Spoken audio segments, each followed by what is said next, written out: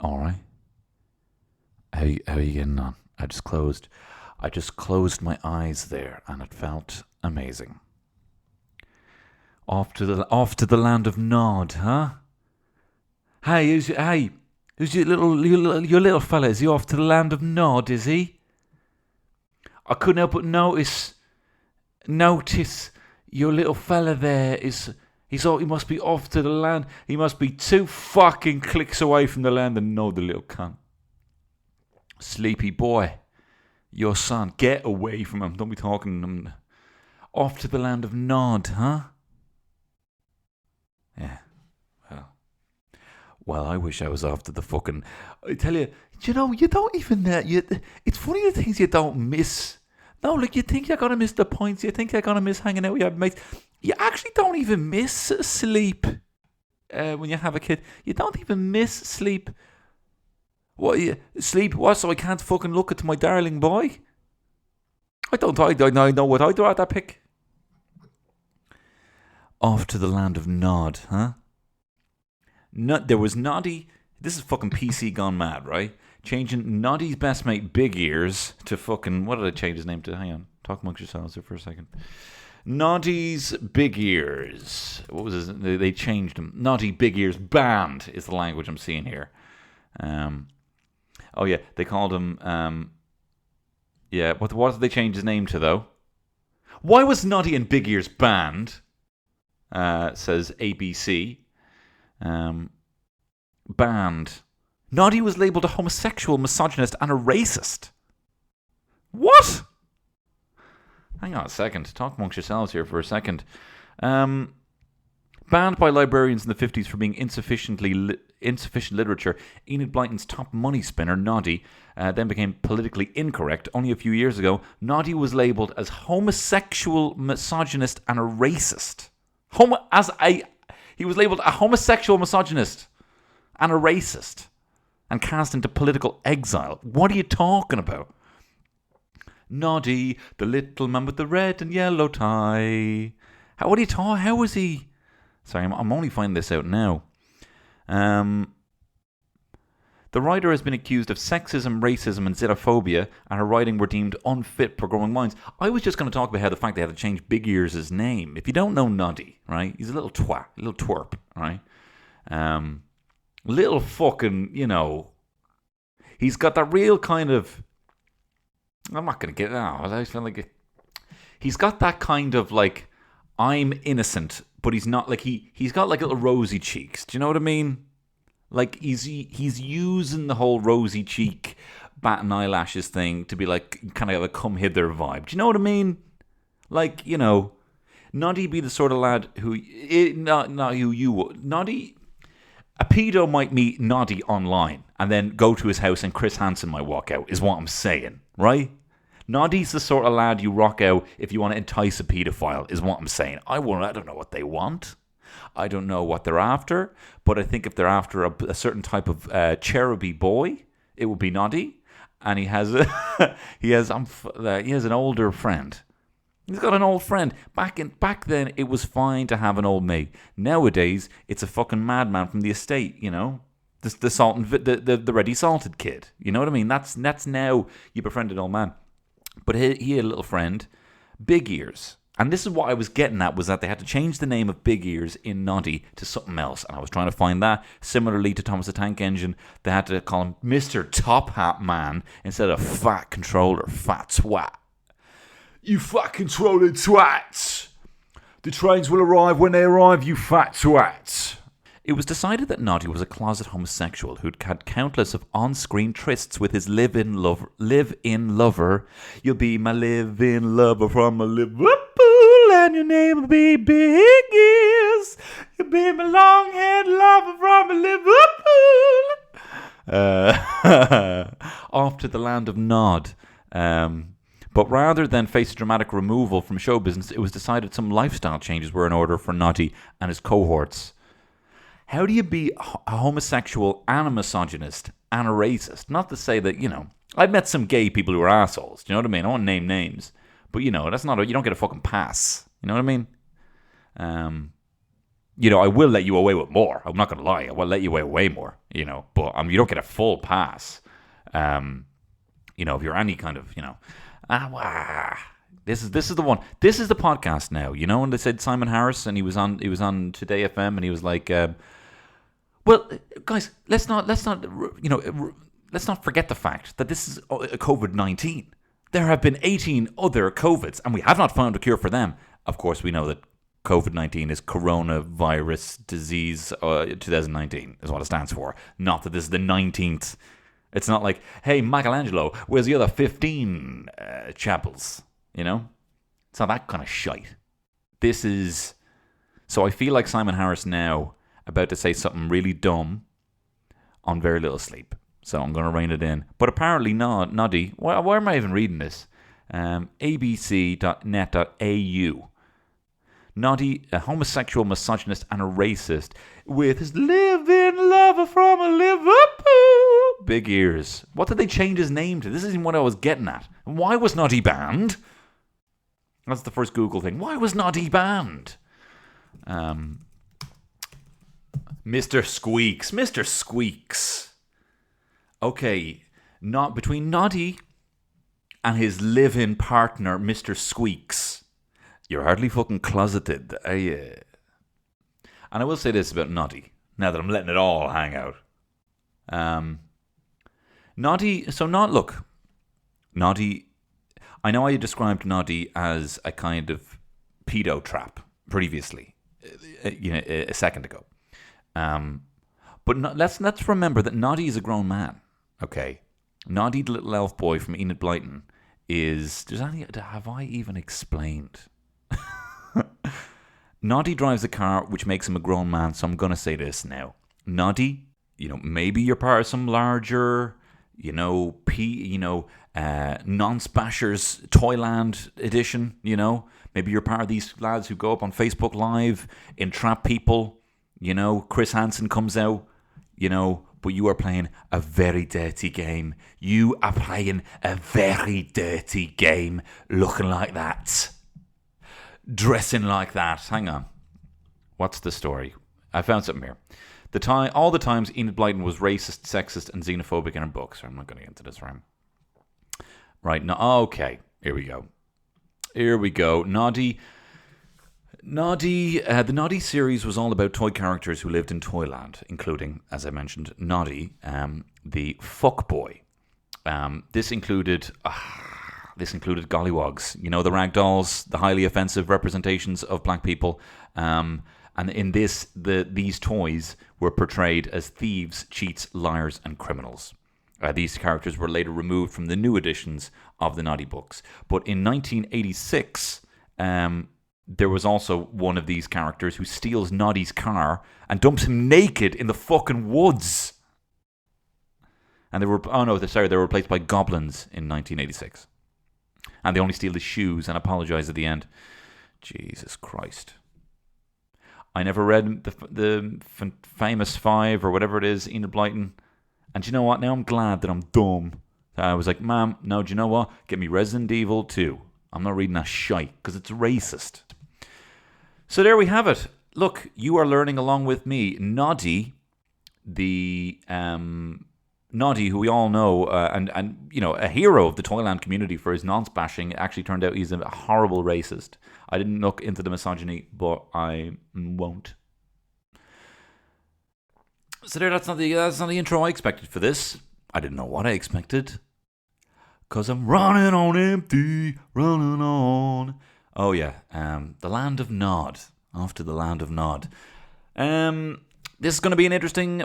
Look, this is a bit of a weird podcast for me. I'm not going to lie, and I'm feeling a bit nervous about it. Not just the fact that I called Noddy a fucking honey dick pedo fuckboy, but also the fact that I'm going to be a bit vulnerable in this one. Nothing too fucking... I'm not going to go too deep here, but... Look, I want to demystify the Leaving Cert, right? And I sent away... Shouldn't have had to fucking pay for it. GDPR, give me my fucking details. But I sent away for it my Leaving Cert results because I forgot. I can't remember what my actual points in the Leaving Cert were because I keep lying about them. Or I think I've been lying about them since they happened. since it happened. But it turned out I was actually lying about an incorrect number. Well, of course I was. Of course I fucking... Gary, you're just tired. Don't talk to me like that. You wouldn't treat a dog like that. Anyway, I've got my Leaving Cert results. I want to talk about them. And you know what? I thought I would look at this and I'd be like, oh, the Leaving Cert's a scam. The Leaving Cert's a piece of shit. But I actually looked up some of the papers and Jesus, I just should have worked a bit harder. Having said that, loads to talk about. Here on this episode of the Tony Cantwell Shit Show. Here we go.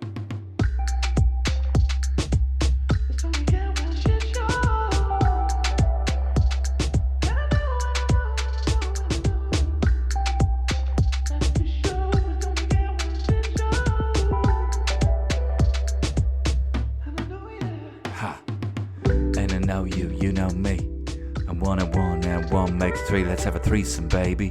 You some, we some. You can all come to the fucking threesome. And they're gonna pull on your cacks and slap that ass back and back and back and back. And I know, yeah, whatever. You dirty little fucker. I heard your fucking Roman Lay show, you dirty little fucker. What you say about someone's arse? What you saying about her arse, you dirty fucker? Yeah, I heard your pod, you dirty fuck. You dirty old man.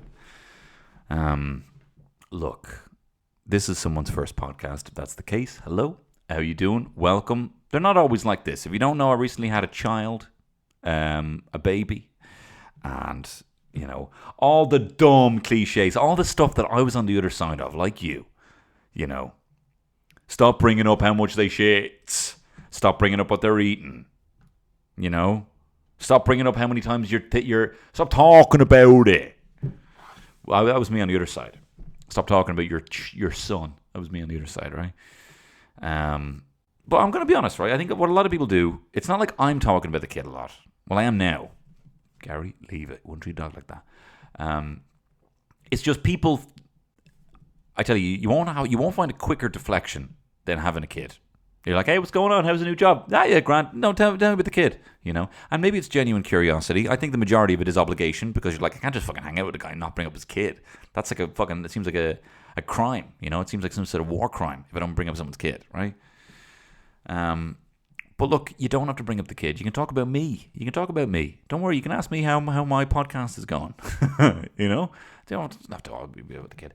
Look, I'm in a bit of a fowler today, right? You can put me in the middle of the lineup. You can put me in with Steve McManaman and bloody David James because I'm in a fucking Fowler. Robbie Fowler, 90s Liverpool squad. I'm in a Fowler. And do you know what the worst part of this Fowler is? My wife has it much worse and she's not in a Fowler. My wife is up all the time with the kid. I only get up a couple of times. I stayed on my phone last night. That's why I'm really tired. I know when the baby sleeps. I should have been asleep. I wasn't. I was on my phone looking up fucking tarot cards. Different types of tarot cards, right? And what the meanings of tarot cards are. So can I really begrudge my darling boy, my darling innocent boy? I invited him here. Not only did I invite him here, but all he has now are the genetics that I gave him. So, you know... And he's been great. He hasn't even. We know when he sleeps, and he is like clockwork. He is arguably the perfect baby. Yeah, I'm still in a failure, and I can't complain about it. And I can't complain about it because my fucking goddess of a wife is. I'm like fucking Art Garfunkel in this. In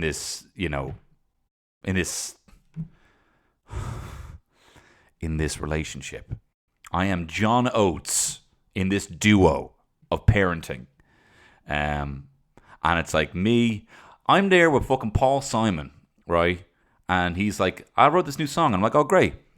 And homeward bound, I wish I was homeward bound. And I'm just saying to him, my fingers are sore. I don't want to play the guitar anymore. My fingers are sore. And he's like, what? Do you not realize how fucking good you have it here? Like a bridge over trouble. God, can we stop? I'm tired. That's me, Art Garfunkel. I'm not having a go. Art Garfunkel, I'm not even like that. I'm like me and Paul Simon. That's what we're like. I'm in a duo with Paul Simon and he's writing everything and I'm like, can we get someone to carry these guitars? you know? So that's where we are here. So with that mood in mind, I have also I have sent away to the Department of Education, and I talked about this in the Patreon, because, I'm not going to lie, right? I did say on the Patreon that I was similarly in a fouler, right? I'm tired, and I'm not used to. I sleep until woken. That's my thing, right? I would sleep for 48 hours if I wasn't woken up, and I'm also a deep sleeper. So, Terry wakes me up. Terry or alarms wake me up. Otherwise, I sleep, right? And obviously, as you know, I famously have a fucking ridiculous job. That means, I'm swearing, Gary, he's in the middle of a story here.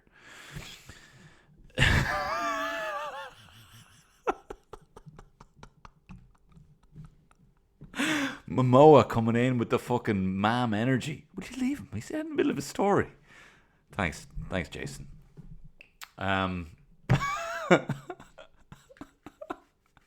What was I saying? I was saying there that with the absolute cushiness of my job, I very comfortably have 10-hour sleeps every single night, uninterrupted, and now that's gone. That's gone forever, And I can convince myself that in my 50s, oh look, will be early retirement, huh? We'll have early retirement and we'll be bloody, you don't sleep. Look, I've seen my family, I've seen my parents. You don't sleep. It's gone. But it's fine. I'm getting a lot of kisses in. Got a new kissing friend, I only had Terry, in the corona world, in the post-corona world, to hug and kiss, and then got a new little fella who looks like me and I can kiss him. Kissing a fella as well is new for me. So it's been great. And, I do kiss him maybe too much sometimes, and I can see him being like, and I get very close to him. I get very close to him, I say, I'll tell you when I'm going to stop kissing you, son, when you can fucking fight me. When you can fucking spark out your daddy, that's the day I'll stop kissing you, right? But until that day, my only reply is mwah, mwah, mwah, mwah, mwah. West Side Till I Die, TQ. Anyway, I'll tell you a weird thing he does, though, is, look at you, Tony, you're already getting great fodder out of young flirt. You're going to use this in a bit someday. What he does is a bit weird. As he's learning to focus and use his eyes. Why are my eyes sore? You've never used them before, right? As he's adapting outside the matrix, right? And his eyes are kind of coming into focus. He's looking more, and it's great. He'll lie there and stare at you, and you're like, wow, this is fucking unreal, right? I made that, right? It's class. But he does this weird thing where I get very close to him. I get very close to him, and he starts like locked in focus, always over my right shoulder. No matter what is over there, like it could be a window over there, it could be just a wall or a painting, whatever it is. He's always just locked in, and especially late at night, it's very scary. It's like, is he seeing a ghost? Is he adopting the quantum leap Sam Beckett rule that children can see, things from different dimensions? Do you know what I mean? I don't know if that's exclusive, but dogs and children can see things, can see weird shit, And he's always just fucking clocked in over the right shoulder, so that's a bit spooky. See, I thought that was weird. Also, another thing I was thinking, this is another observation from bloody the voice of a generation, Tony Campbell here. Apples, right? Slow down, you're blowing my mind. Do you know apples, yeah? Do you know what I realized today? People are like, people apple cores are like, ugh, apple cores. In the rubbish hierarchy, right? Apple cores, there's apple cores, eggshells, and maybe a fishbone, maybe a cartoon fucking cat fishbone, right? In the hierarchy, that'd be like, right? Paper's not bad. I tell you, can't wait to these fucking Leaving Cert results. You'd be like, oh, that makes sense. In the hierarchy of rubbish, right? I'd say apple cores, they're like, if you put your hand in the bin, right? You wouldn't want to get an eggshell, right? Maybe a fear of salmonella's in there, but mostly because it's wet. Fish bones, arguably not great, or any kind of raw meat, or cooked meat, But, you see like a cartoon cat knocking over a bin, and then they peel like an apple core off them. That's like a joke, where it's like, ugh, right? What I realized about apple cores today, because I was eating one, the reason people don't, I think, I don't want to speak for everyone here, but the reason people don't like apple cores or touching someone's old apple core, you're on like the bus, you're on the old 123, on the way into town, and you see a little apple core, you're, ugh, right? And then if you accidentally touch one, you're like, that's disgusting. The apple, that's the most long-winded way of getting at this. The gross thing, this is what I felt, and then I realized was the opposite. Maybe you felt the same. The apple is wet. The inside of an apple is wet. So an apple core is wet, moist, because the apple was wet, not because someone had their mouth on it. Do you know what I mean? Not because someone was biting it. It's not like their teeth were individually licking the apple and that's now why it's wet. Apples are wet. Am I blowing your mind? Do you know what I mean? Do you know what I'm getting at? Do you know what I'm getting at? The apple itself, the inside of the apple fruit is wet. It's not that a mouth was on it and now it's wet because a mouth touched it. Do you know what I mean? Yeah, it still occupies a part of my brain, which is like, no, a mouth touched that, took a bite out of it. But if someone took a bite out of a sandwich and that bite mark was touching my arm, I wouldn't be like, I wouldn't freak out the same way as an apple. If a wet apple core touched me with a bite mark on it, I'd probably flail my arms wildly. So that's a little observation of mine. I wrote that down a few times. Make sure you bring up the apple core bit. Also, this fucking... Okay, calm down. This fucking pisses me off. Do you ever hear this saying, right? Look, I'm not that, like, I moisturize. I look after myself, right? In that regard. I could do better. Like, we could all do better, right? But something I love doing is cleaning my ears, right? I love cleaning my ears. I love getting a cotton swab in there. It is very exciting for me. I love it. And I'm, arguably a bit compulsive with it. I don't do it every day. I maybe do it once every 2 weeks, right? But I get up in there, right? You know this term, or this saying, you don't put anything in your ear smaller than your elbow, right? That's this phrase, right? And if you've never heard that phrase before, you can hear him fucking livid about this, right? If you've never heard that phrase before, your instant reaction is like, what? We can't put anything in your ear. You can't put your elbow in your ear. That's too big already. And people, yeah. As in, don't put anything in your ear. Oh, cute. What, you making me feel fucking dumb in front of my best friend? I don't remember who said it to me for the first time, but I remember just going, like, oh yeah, you don't put anything in your ear smaller than your elbow. Oh, but you can't fit your elbow in there. Yeah, that's the point. Like, you fucking motherfucker embarrassing me like that. It is a smug phrase made by smug people to make people feel dumb. You hear that? And it's just stupid. Don't put anything in your ear. Don't put anything in your ear. Don't put anything in your ear. Fucking riddles. Like, why you give me riddles? Yeah, you don't put anything that has 4 legs, then 2 legs, then 3 legs. Whatever. Fucking riddles. Don't be making me out to be a moron for health advice. Fucking smaller than your elbow. Look, I got duped, right? I got embarrassed about this. Someone said at one time, I was like, yeah, but you can't put your elbow in your ear. Yeah, that's the point. Jesus. Or actually, what is the riddle? There's a riddle about your elbow. Hang on, where is it? Oh yeah, here, yeah. Yeah. What can you hold in your left hand and not in your right? Your right elbow, right? Not a riddle, right? So yeah, how about we make it even more complicated? We really sort the wheat from the chaff here, right? Yeah, don't put anything in your ear smaller than the thing that you can hold with your left hand, but not your right. Yeah, don't put that in your ear. Anyway, It's just smug. Do you know what I mean? It's smug. And it doesn't belong part of the lexicon. We shouldn't be I just didn't get it, and I'm embarrassed. No, but in your ears, man. Speaking of smug, let me tell you about the guy who invented chess, right? You ever hear of Sisa? Sisa, right? Sisa, right. I remember hearing this in economics, right? I'm just being like, what a smug bastard, right?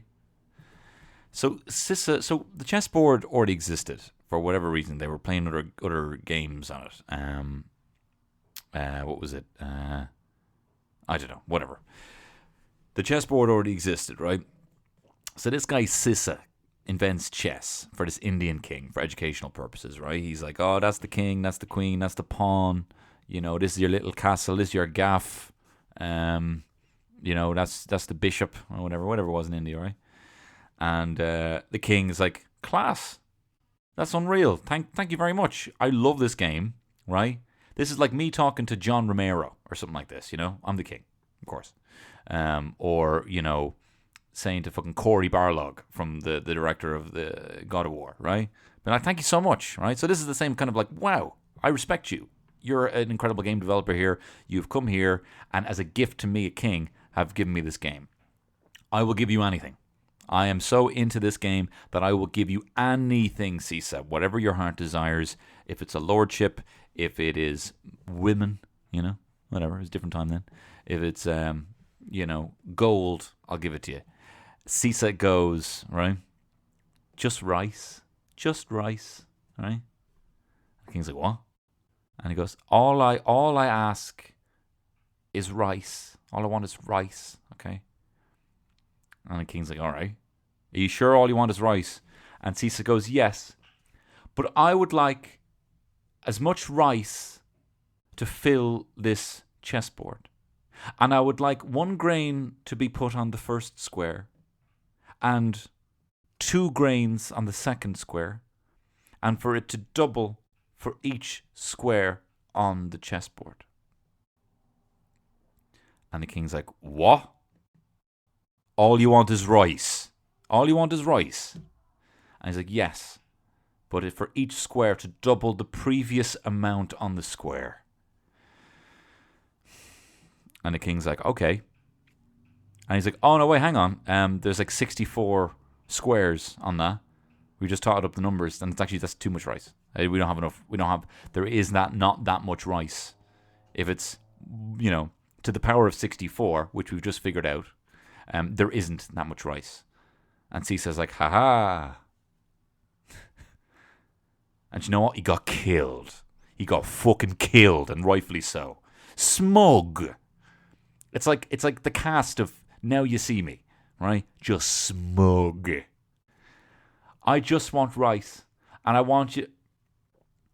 Oh, you've just So what was the end game here? You come here with your little game, which is smart enough, right? You've impressed me, right?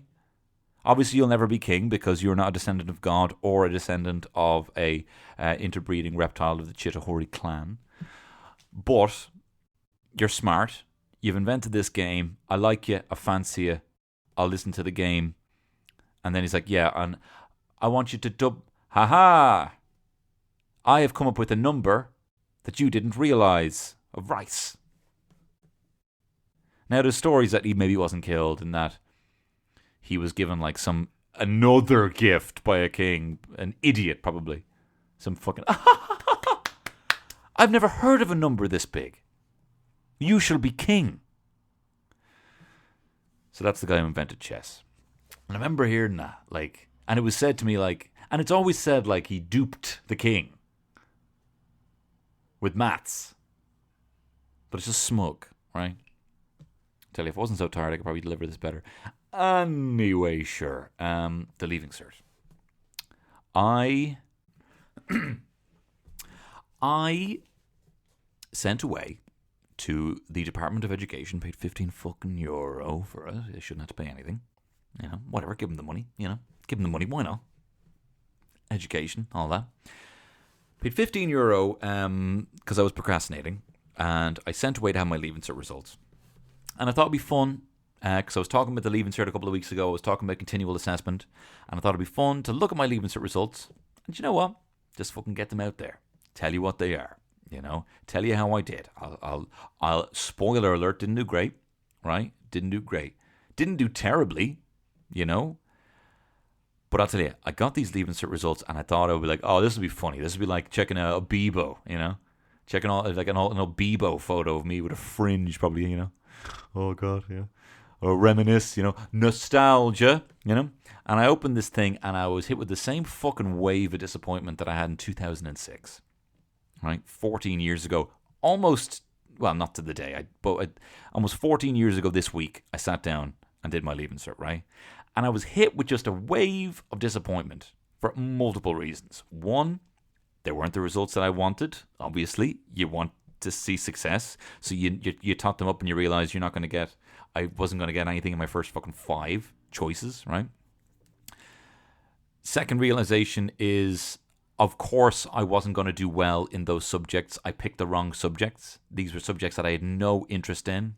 I took some bad advice and picked subjects that someone loosely said, without me ever following up, that they were easy to get in the Leaving Cert.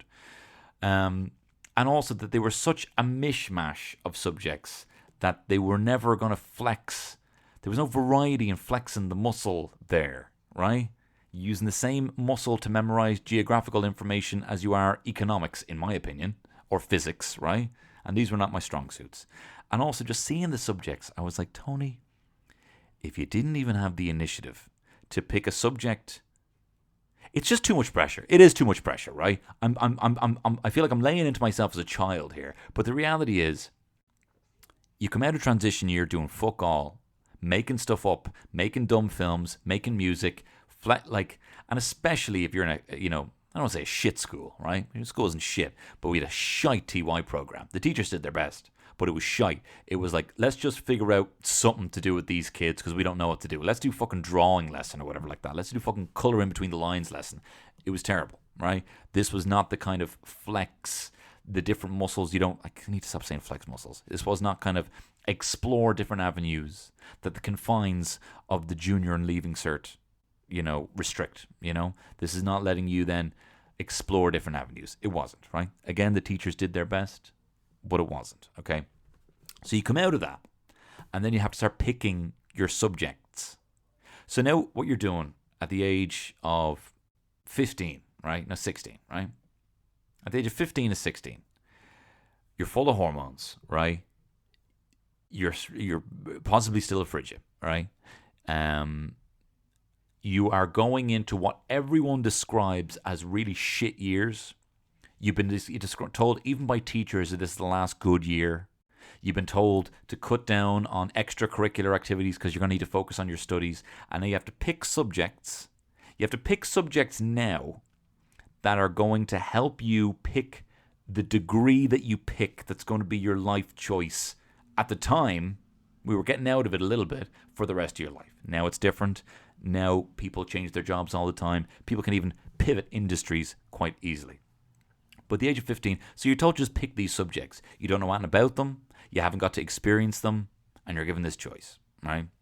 And in my school, there was no music. There was no art, right? Can't begrudge my parents. It's not like they were going to go move to a different district just because that school, they, in my opinion, put me in the best school in that area. What fucking sob story corner is this shit, right? You're meant to be fucking slagging off the Leaving Cert. But anyway, it's too much pressure, right? So I can't begrudge myself. But looking at these Leaving Cert results, I was like, why did you do physics, right? Why did you do economics? Why did you do geography? Why didn't you do history that you like, Why didn't you do...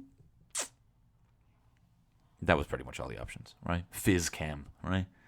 Physics, physics I wanted to do. Physics, I thought, right, if I can figure out physics, I can probably figure out like trajectory and momentum and force, and that'll make me a better fighter, right? I'll be like fucking Sherlock Holmes. I'll be tracing these invisible dotted lines in my head. Okay, that at that force, I can then use his body weight against him, and I can flip him, and then the torque of my hip, judo throw, Or I don't know. That's what I thought. I thought it'd be like, a beautiful mind, and I'd start seeing, I'd start seeing the Matrix. I thought if I did physics, right? Geography, they told me that it was an easy get, even though I fucking hated geography then. I like visiting the west of Ireland now, and I think the Burren's cool. I think the Burren's cool now, but I could be fucked. I could be fucked with the Burren back then, right? And I've never even seen an oxbow lake in real life. And I tell you, if my wife has to hear me say, "Oh, do you know that scree there on the side when we're driving through the west in Connemara? Do you see that deer? That's scree. That is that's the leftover rock from freeze thaw action. Is that deer?" She was like, "Will you stop bringing up fucking scree?" And I tell you what, there was fuck all Oxbow Lake and scree diagrams in the Leaving Cert, so I got a C1. I got a C1 in my definite get. And then I did economics. Why was I doing economics? I'll tell you why. Because my mate Joe told me that Adam Smith, the founder of economics, Scotsman, right? He's on the currency there, right? That he, when he was a child, was kidnapped by gypsies and raised by them for a few years until his uncle found him, killed the gypsies, and returned him safe. And then he invented economics, right? And I thought it was going to be, this harrowing tale of a man trying to readapt to high society in Edinburgh. I don't know if he's from Edinburgh, somewhere, probably Edinburgh, right? Did he have to lose all these things that he was taught in the, 1700s gypsy society, Didn't come up once, right? It's all this stuff about supply and demand that I wasn't expecting. So I was annoyed that So I looked at these results and I was like, do you know what? I'm just annoyed I picked those subjects. If I didn't even have the initiative then to pick topics that was going to make my life more comfortable in a school I didn't really enjoy going to, and I didn't even have the gumption to pick something that might be even more interesting. Like, how did I not even think about, it's not just the exam you do, you have to sit there anyway. But anyway, I got my results, and these are my 2 cents. 1 second, I'm going to get a glass of water. Right, look, I'm back. Enough of this bloody sob story. Why didn't I 15 years ago do bloody history? Enough of this shite, right? I did the subjects I did. See, this is the thing, right? I realised, right? When you're in a mood, right? Look, I just did a bump in the jacks, right? And now I'm feeling on top of the world. I'm going to mess. Look, you can moan. If you're in a mood, you will moan. And it's not like you'll moan until you have nothing else to moan about. You'll find stuff to moan about. So I'm not doing that now. I did the subjects and I did. I was fucking around. I had a great time. I really had a good time during school. And this Leaving Cert really shows that. So in the Leaving Cert, I sat in 2006, I got 340 points. 340 points, which I will say, I was, even though I said I was in a fouler when I saw my results, it actually put me in a kind of a good mood, because I've been telling people for the last 5 years I got 330, right? So absolute certainty, 330 at Campton, right? So I thought I got 330. Years before that, I was telling people 390. The threes and divided by threes must have confused me in recent years, and I've been saying 330. So I was relieved to see that I got 340 points in the Leaving Cert. Now, I'm not going to go through all of my exams, because that wouldn't be particularly interesting.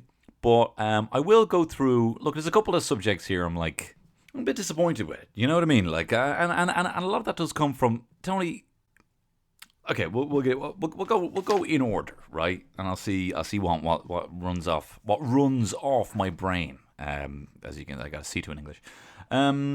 Irish, I got a B2, ordinary level. Now I've got a huge issue with Irish. Okay, it's not conversational.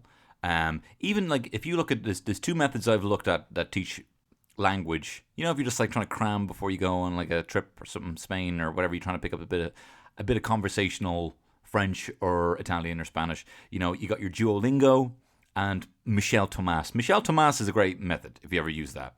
Michel Thomas is literally like sitting in a Spanish class or a French class.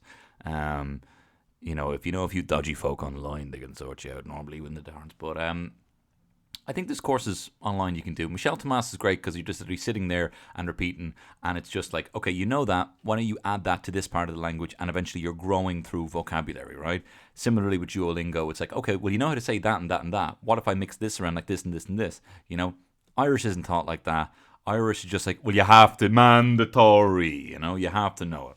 And back then, there weren't people in the Gaeltacht doing, songs. They weren't doing Oscailge pop songs. Don't know if you know about this. I did one for Hotline Bling, one of my earlier videos, an Oscailge version of Hotline Bling. So I think Curtu Glek is it? Curtu Glek Ermaphone Polka, right? Curtu Glek Ermaphone Polka. I had down a Norris Gadib Magra. Curtu Glek Ermaphone Polka. I had down a Norris Gadib Magrong. For Ishna Gum Nugger Blinglina Te. Blinglina Te is Federico Gallo Awkward Wine. Ever since I left the city, you. So, they weren't doing that back in my day, There was no, what would it be?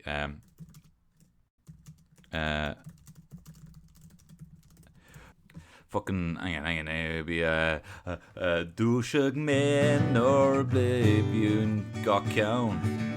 Whatever, Fucking walking the Camino, singing to Vici Oscailge. There was none of that, right? So, and also the fucking Gaeltacht itself. Look, I'm not having a go, but I am having a go. I hate the Gaeltacht. I think I've talked about this in a previous pod. Me and my mates used to sit around thinking about how, we didn't actually fucking do anything about it, but we were like, how could we feasibly, set up a load of explosives along a fault line so that the Gaeltacht on Arranmore could just drift into the ocean and stop stealing our women? You put all this work in May and June with the girls in the local estate, right? You're cracking on, everything's getting on well. You're bonding over fucking films and, you're like, one of them has a free gaff. You go to Extravision, get a CD. Everyone watches, or a DVD. Everyone's watching Cruel Intentions. And you're like, this is fucking mad. And then they fuck off to the Gaeltacht. Start pining over some lad from Donegal. And yes, it's a great accent. I know it's a great accent. I can't compete with that. And then they'll come back and then, they're like, who the fuck are you? And of course, you've regenerated into your fucking Neanderthal state because there haven't been women around to keep your shit in check. You've gone back to lighting things on fire, throwing cans of Lynx in the fire, shaving, Friar Tuck, I don't know, shaving your head for the laugh, for the lads. And then you're like, oh shit, and then you're back and you look like a piece of shit and she's pining over some fucking Donegal boy. So I have issue. I should have just gone to the Gaeltacht, right? I should have just gone. There was probably a cool hot rocker chicken there for me, And also, it's just like when I went to London. I was like, no one knows me from London, I'm from Dublin. I can go to London now. And I went to London and I was like, I can be whoever I want to be here. You know what I mean? I had the same community and I love my community of friends, but I felt like I had the same community, And then you go off to Gaeltacht or something like that and you can just be whoever you want. And there's a lot that comes with releasing the baggage that you feel people have put on you. We've all seen normal people. Do you know what I mean? They all became different people when went off to college, Marianne was doing great. I could have been fucking Marianne at the Gaeltacht. Smoking. Whatever. So I had issues with Irish. Anyway, I'm happy enough with that B2. I was listening to the Owl there again. It's hilarious. I was even skipping it as well, just to make it sound like, like the good old days. Anyway, I got a C2 in English, right? And that might come as a shock to a lot of people here. As you know, I'm a writer-performer. I didn't do well. I'm obviously being, I'm taking the piss. I didn't do well in English, right? I know you're thinking, oh my God, did I do better than, critically lauded critically lauded comedian Tony Cantwell? Yeah, you probably did. Lauded, highly praised, admired. Yeah, grand. I didn't do great in English, and I'll tell you why. Right, I got as I said, a C2 in English. I went on to the website with all the Leaving Cert papers, right? So I went on the website. Fuck, a lot of bikes outside. So I went on the website and I found English Higher Level Paper 1. This was Wednesday, the 7th of June, 2006. Almost 14 years to the day. 14 years to the day. And the first question, I realized where I went wrong, okay? So this is basically comprehending, right? There's a little piece. This is an extract from A Border Station by Shane Connaughton. And, it's a little excerpt from a book. And then they ask you questions to analyze, okay? So the first question is about the first paragraph, okay? And this is the first paragraph. I'll read to you here, okay? "She's going," said his father, branches quaking. The huge tree tilted, twisted, and fighting to stay upright, grabbed at a neighbouring tree, but bowing to its fate, keeled over with a creaking goodbye sigh, rushed to the earth with a thunderous hurricane crash. The boy felt the shock waves in his feet and saw the light flood in to the space where the tree had stood. It was mad, he thought. Ridiculous. Lady Sarah was bound to find out. His father grinned. "It'll see us in firewood for the winter, thank God." So that's the first paragraph, right? And the first question of the first part of the Leaving Cert, right, English paper 1, is, do you consider the first paragraph to be an example of good descriptive writing? Now, this is where I fucked it for probably the whole Leaving Cert. I thought, right, do you consider this first paragraph an example of good descriptive writing? I thought, I'm going to go in here and impress these guys. And I went in and I said, no. Do you think that's a good example? Do you think that's a good example? Okay. Couldn't stay upright, grabbed at the neighbouring tree, bowing to its fate, it keeled over, the creaking goodbye sigh, thunderous hurricane crash, shockwaves in the feet, light flooding the space where the tree had stood. Is that a good description? No. And I just thought they'd read that and be like, wow, this guy must be class. This guy must show us, Like, no, not by my standards anyway. You call that good descriptive writing? No. I took a gamble on that, and I thought, I'm just going to say no, right? And then, obviously, they would see throughout the rest that not only does this guy not understand good descriptive writing, he's not able to deliver on descriptive writing, and I don't even think he understood the piece. And the reality was, you're looking at this fucking paper 1, and you're like, how are you supposed to even fucking read? Do you know what I mean? How are you supposed to read? So that's like paper 1, right? Paper 1's always fucking comprehension, all this shite, right? Like, here's another example. Question B. Hours later, the boy's soul raged. Imagine that in an attempt to control his feeling, the boy writes into a diary account of the incident. And all this shit. Articles you're kind of writing about. And then the next one is kind of like, you get into the actual things that you've learned, like fucking King Lear and all this shit, right? And I will say this about Shakespeare, right? And I'm not having a go, right? I got a lot of pals who are actors, right? Some who are even Shakespeare, West End, Broadway actors. Is this Tony's Name Drop Corner?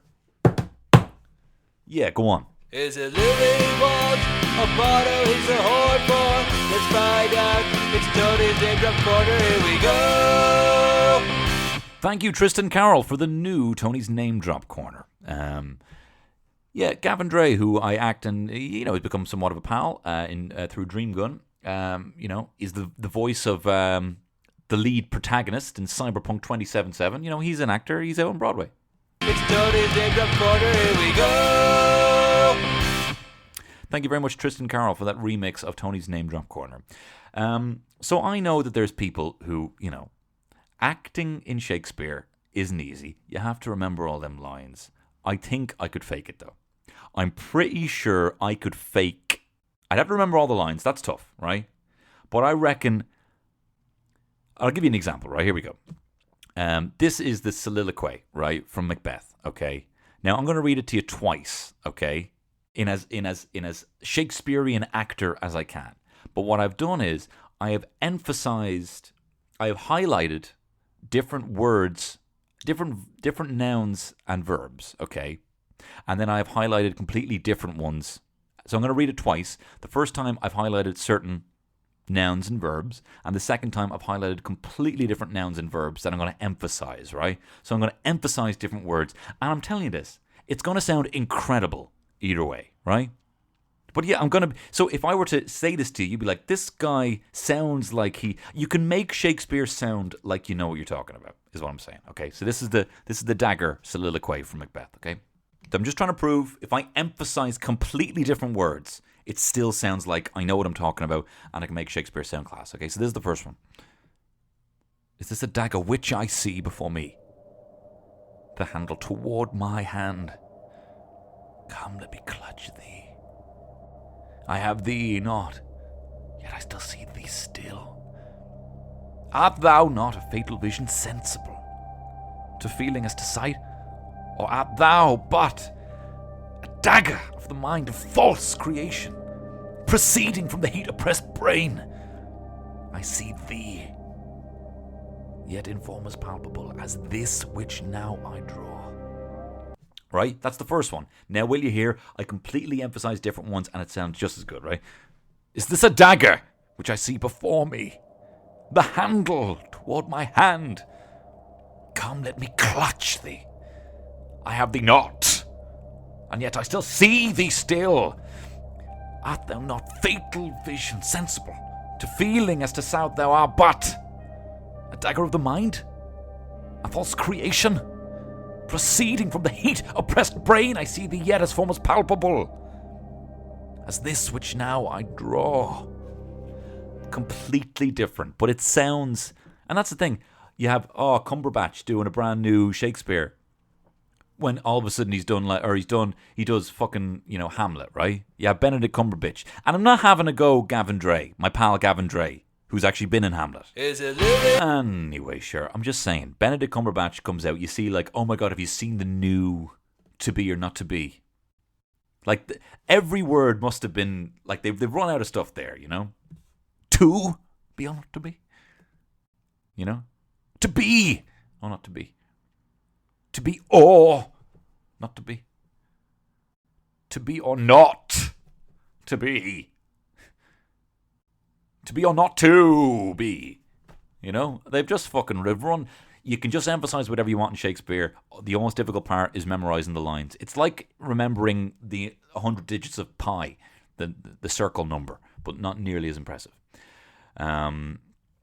What else we do here? Maths, I got a B2. Fuck maths. Got a B2 in ordinary level.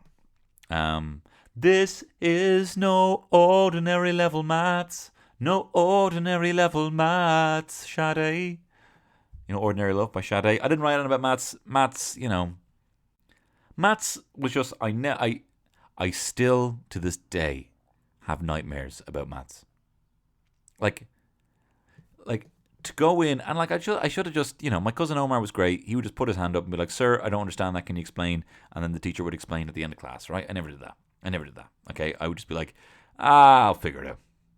I'm sure I'll figure out whatever X is eventually. It'll be fine, well, you get most of the points for showing how you got it. It's only a little bit of points for actually getting the number right, so I'll be fine, But I still have nightmares to this day of me being put back in, and I didn't have a huge difficulty with maths. I know there's a lot of people who had and that's so tough. People who have real proper difficulty with maths, who are like it is taking up 90% of their anxiety, right, is maths. And it's actually taking up 70% of their time just for I wish there was subjects with that where I was I'm not even going to fucking try. I don't care if I fail, right?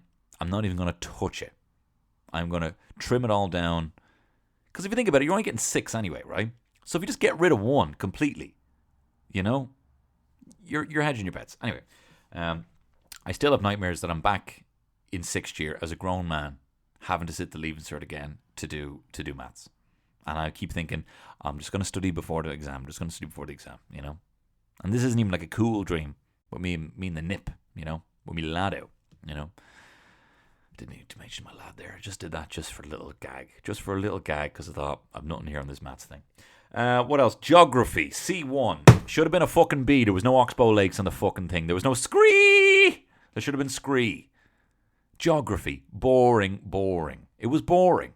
I told you, I didn't get on well with my geography teacher. I put his markers down the toilet and flushed them, And just fucking, history teachers are normally they're I need to make this interesting, Or I have the capacity to make this interesting. You don't have people, you could say, why did the fucking, what about, 1930s Germany would have fostered the attraction of the National Socialist Party. You could have conversations about that would help you remember emotionally these details. Never did history, should have done it, right? You can't be like, can we all think about why an oxbow lake, you know? Can we think of, why a stone eventually erodes down into sand, you know? Can we think why swash, why backwash? Stalactites, because, well, how did I remember this before? All I'm thinking is titties, and they hang titties from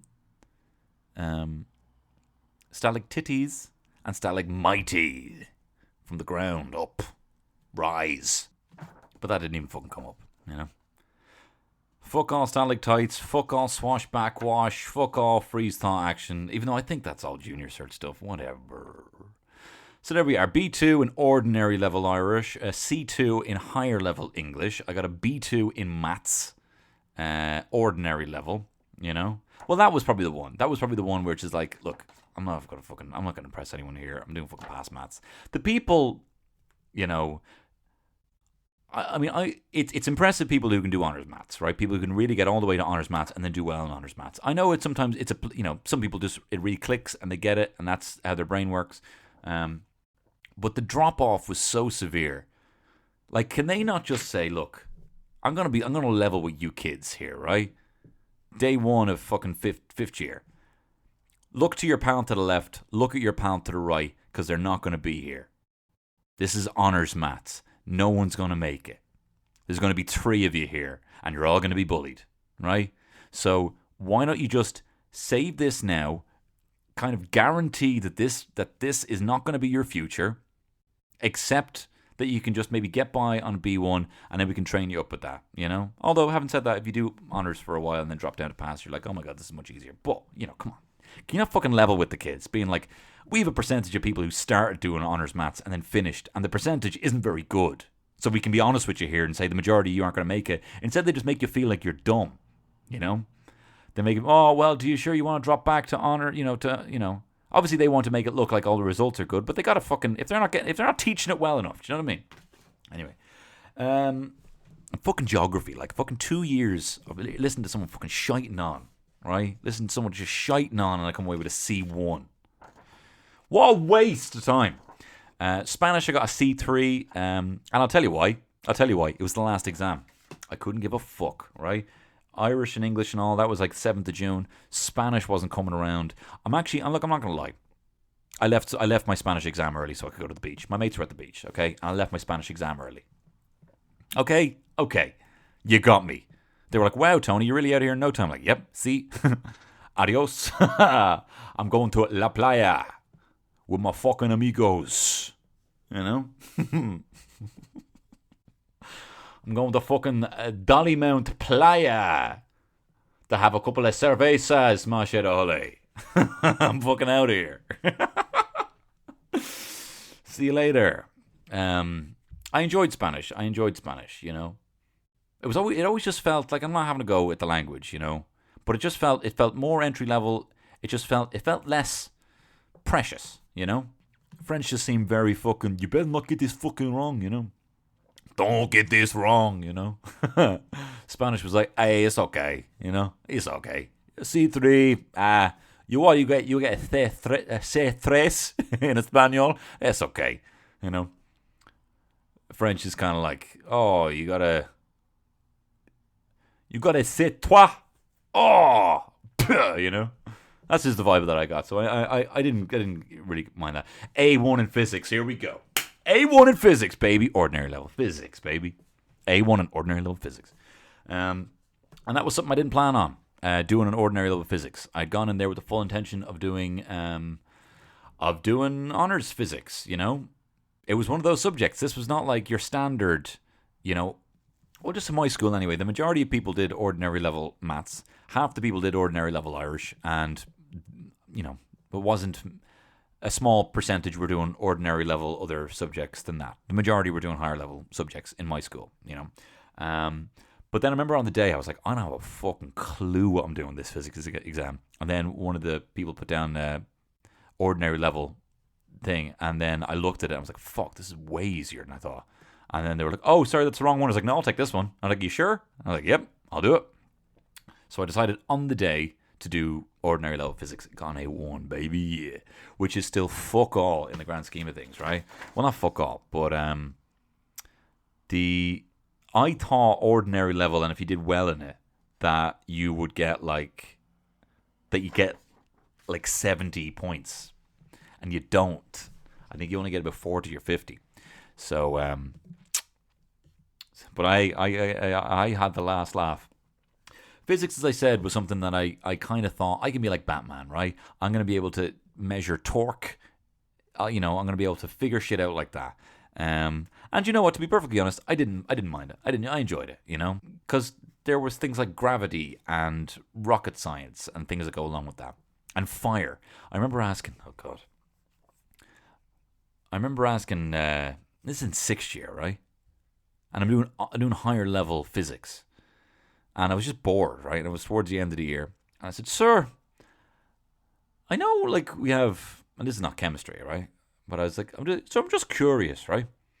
You know the way, like, we have the fucking, and I said it exactly like this. It's like, the way we have the fucking table of the elements, like, table of all the elements and all that, right? You see to stuff like carbon and bloody lead and all this. What about fire? And he goes, what? And I was like, yeah, just like, like you got like aluminium and fucking lead and all, and carbon and helium and all these things and all. Like, what about fucking fire, sir? Where's fire? Like fully expecting him to be like, oh shit, we forgot fire, Like I really thought I had him I thought I had science over the barrel. Yeah, all you bloody quacks in physics, all you kooks. Well, a young boy today, the innocence of a child, 18-year-old boy, discovered today, fire, missing element. And he's like, well, and he was laughing at me. He was laughing at me. And all those fucking higher maths lads were laughing at me as well. But they were like, he very like diplomatically said, well, Tony, fire is a state, like all of these elements can be on fire. And I was like, yeah, but like what, when like a tree is on fire, what is that? I'm trying to like, and he's like, well, the tree's mostly carbon. I'm like, I'm fucking bored now, forget it. I thought I had science over a barrel, and I didn't. Next up, economics. Now, this is, okay, I didn't do great here, right? D3 in economics, okay? I told you before, I'd read everything about Adam Smith becoming a gypsy fighter, and then none of that came up in the exam, and I was fucked, okay? Also, this exam happened 3 weeks into the Leaving Cert. It was one of the last ones. I was like, I think I've enough. I think I have enough now. Yeah, you're all right, economics. You're sound. Thanks very much. No, you're all right, sir. I think I've got enough points now. I'm just going to write my name and then fuck off. Economics I don't remember much from, but I mean, it wasn't that. Come on. It was just dense. It was just textbook dense. They could have made it more interesting. Better examples could have been given. It's just too much fucking information. Do you know what I mean? And this is the whole thing about the Leaving Cert, right? Just tell me what it is. Like, when I show up at a job, right? Any job. Every job that I've done. Like, say if I started a job as a sound engineer, right? And then they were like, all right, I need you to sort this out. I need you to rig this thing up, this mixing desk with these microphones and hook it up to these speakers, right? I'd get on YouTube and I'd figure it out, Or I would look up online for a tutorial and I'd figure it out, We're not giving each other enough credit for the day-to-day learning that we actually are picking up. And I know some of us go back to education and some of us go back and do a master's and all this stuff. You are learning every single day you're on YouTube. And do not forget the fact that you are, like, even though you might be made feel, because the system's been rigged in recent years to mean that you can't afford a house, that you've been made feel like because you didn't pick one thing, that, you're flip-flopping, you don't know what you want. Let me tell you what you are. Right? You are a highly intelligent, adaptable, dynamic, versatile, impressive person. What you are able to teach yourself on YouTube would blow the minds of all these old fucks that they're tearing down statues of all around the world, right? All these old fucks, right? You are highly impressive. Just because right now you feel less than your parents, you are an incredible and a very intelligent person. How you communicate right now is almost telepathic in terms of meme creation and dynamic and commenting on things. You taught yourself all that. You taught yourself that. Everything else that you were taught, like walking and talking and all this stuff from your parents, you have taught yourself this technology in your hand, right? You have taught yourself voice messages and memos in WhatsApp, and you've then taught your parents. You are a very impressive person. And also, you are adaptable. You are skilled in many things. It might not just be one aspect of engineering. So if you want to do this, you want to be a fucking social media, social media manager, for a few years, do that. And then if you want to go off and work in a restaurant, do that. Change it up, right? But when I look at my results, I know I didn't know what I wanted to do. And I should have just been like, I'm going to try that for a while. And I'm telling you this, looking at these results, I wasted enough time doing shitty topics I didn't want to do, which led to me not getting the points that I wanted, which led to me not getting the degree I wanted, and wasting time. I'm not wasting any more time. I am either saying, and this is not mine, this is something from Tim Ferriss's podcast, if it's something that comes up, I'm either saying fuck yes or I'm saying no. I'm not wasting any more time doing anything I don't want to do, right? And that's where I'm going to leave you. I love you. You were impressive. And let me ask you this. This isn't some philosophical question. I'm asking you to do me a favor here, right? If you can do me a favor, right? If you're listening to this podcast on Apple, iTunes, or don't even think it's iTunes anymore, however you listen to Apple Podcasts, can you go on, while you're listening to this now, go on there and leave a review. If you haven't already, if you have, thank you very much. But if you could please leave a review, help this podcast jump up the charts. Another thing you could do is on Spotify. If you haven't already, if you could go onto Spotify and hit follow, right? And then you can follow me on this podcast, and then you'll be updated as to when the new podcasts pop up. And also what I'm going to be doing, hopefully, is maybe releasing a handful of Patreon episodes. So you're getting a little bonus. They'll be out of the ordinary. They won't necessarily be on Tuesdays. So if you follow me on that, you'll get notified about that. But if you want to get more pods, I also have an extra podcast every single week on the Patreon with a bonus one thrown in the month. 5 extra podcasts a month. There's a movie podcast in that. I've just about finished doing all of the Star Wars prequels. I'm talking about them. I have a podcast about my rocker history. I have a podcast about my favorite toys growing up. I've got a podcast about my favorite emo songs. I've got information about me being the first kid in Ireland to have Pokemon for the Game Boy. All sorts of stuff going on the Patreon there. It's just the price of a pint a month, and that's it. Even if you want to trial it, it is the start of the month. If you want to trial it, get in there, and if you get out before the end of the month, you won't even be charged. You'll only be charged at the first of the month. Maybe shouldn't be telling you that, but look, give it a go. If you want to stick with it, let me know, and give it a little lash that way. In the meantime, guys, thank you very much for letting this now be my life, and having to never sit through a fucking Oxbow Lake again. Mashida Hole Arish.